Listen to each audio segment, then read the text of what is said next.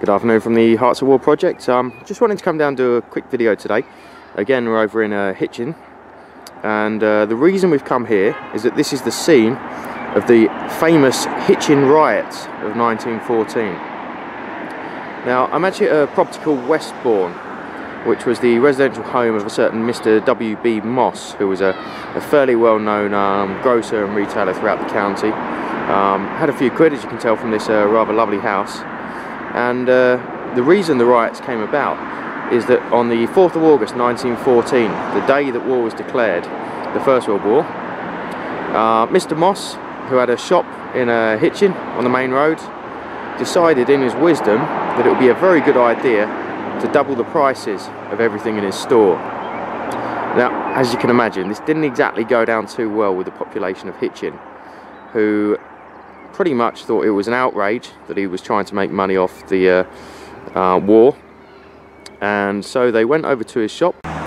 They promptly smashed every single window in his shop, looted the place quite thoroughly, and whilst they were venting their anger on everything that they could find, somebody remembered that good old Mr. Moss lived here just 400 yards away, and so 1,000 people came down to this property, absolutely outraged with what Moss was doing, and decided that it would be a good idea to smash in all these windows as well. So every single window in the downstairs was smashed, and in a fit of fury, somebody even got a pair of scissors and cut Mr. Moss's hose pipe into tiny little bits.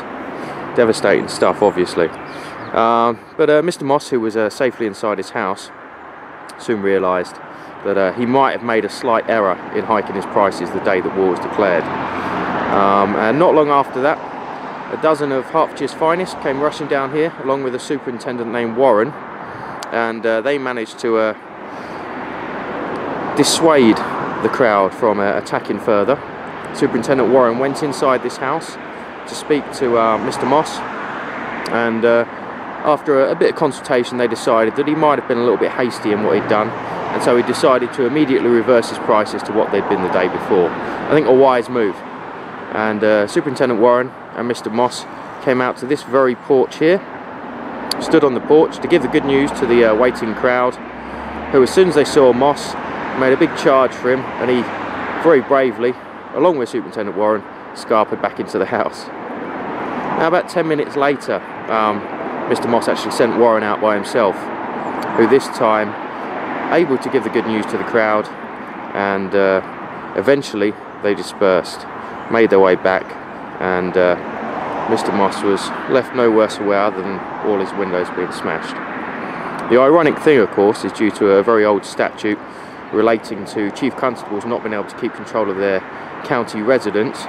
It was actually the Hertfordshire police that picked up the bill for all the smashed windows, the chopped up hose pipe, all of the trees from this garden being pulled out of the ground, all of the shrubs being lifted up, and Moss didn't lose a single penny. But there we go, a nice piece of Hitchin's history that happened right here on the 4th of August 1914.